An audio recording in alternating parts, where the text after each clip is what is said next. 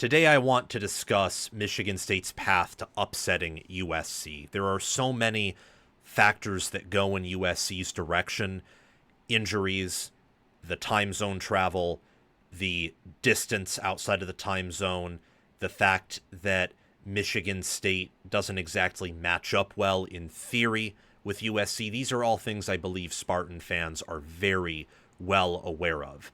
I'm going to talk about 10 reasons why USC should win this game, and I have picked USC to win in my Michigan State versus USC preview and prediction video. If you haven't watched that already, Spartan fans and USC fans blew it up. I'm very thankful for that. Gives me a lot of hope and courage that one day we can consistently get 10,000 views on our preview and prediction videos. Check it out, leave a like, leave a comment if you haven't already. But we're going to focus on the Spartan angle here. We'll do a 10 reasons why USC will win video where I focus on the USC angle. But for Michigan State to overcome a 17.5-point spread, their injuries, the travel, there will have to be a specific path for them to win. There are very few options for Michigan State to go if they want to win this game, or even have a chance at it. I'm going to tell you the path that I think is the best. Before we get into that, please make sure to like the video, subscribe to the channel. It's very important that you like the video and subscribe to the channel. That way I show up in your feed, and by liking the video, I show up in other people's feeds, especially if you watch the video all the way through. That supports me a ton. Also, make sure you hit the notification bell. You ding that. That way you can get notified when we go live or release new content. And do that for the Michigan State and USC football playlists, podcasts that are linked in the video. They're attached to it. You'll see it in the video description or somewhere there. That way you can get notified whenever I talk about these teams and when I release my reaction video to this game. And also when I cover their future games. You know, USC is to travel to Illinois next week. Michigan State gets a bye, but there will still be topics to talk about the Spartans. So let's get to this, and let me show you my path for Michigan State to pull off the upset here. So the Spartans, what they have to do is have decent secondary play. They have to find a way to get pressure, somehow, some way. They have to run the ball. Running the ball so far, I think, is the easiest thing Michigan State can do in this game. They have to play elite in the passing game, and that includes Chiles continuing to play at the level that he has, but probably towards the higher end of his 2025 bell curve, which we don't know exactly what that is right now. He's only played through 3 games. This will be the toughest test that he's faced by a mile. And that also includes Nick Marsh playing. Reportedly, he's on the flight to USC, so the injury isn't severe enough for him to have to stay at home, but that doesn't mean that he will play or play at 100%. These are the things that have to go Michigan State's way if they want to win, and that doesn't even guarantee a win here.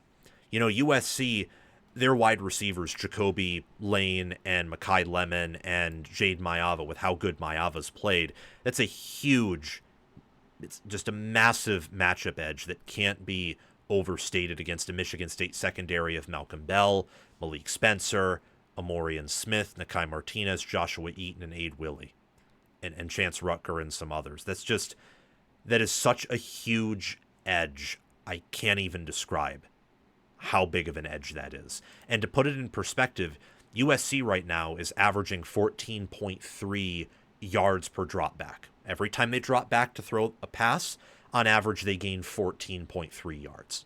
That's crazy. And I can tell you that there's a good chance Purdue might have a better secondary than Michigan State. They average 10 yards per pass attempt on the road with a weather delay over Purdue. They are averaging right now 7.7 yards per carry. They have a passing success rate of 61.5%, which per GameOnPaper.com leads America. The only team that's even close to that right now in terms of also being in the 60s is actually Indiana.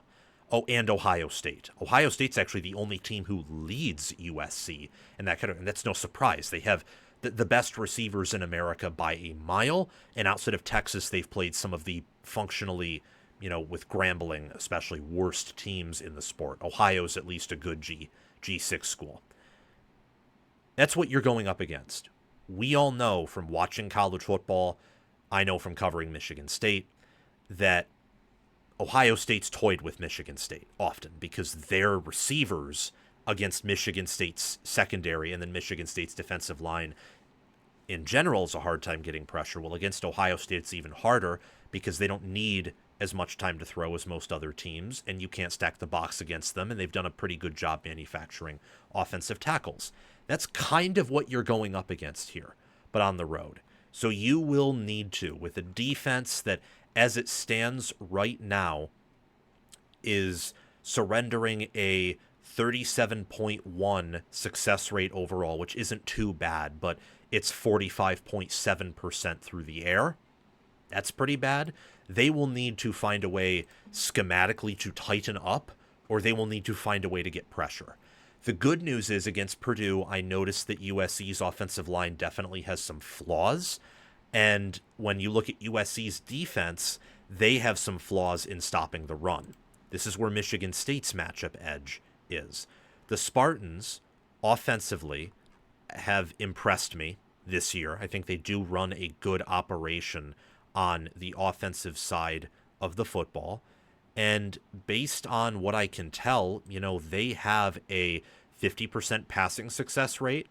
They have a 42.9% rushing success rate, and they run for over 5 yards per carry, which, given their talent level and the fact that unlike some of these schools, they've actually played a Power 4 opponent, I think is respectable.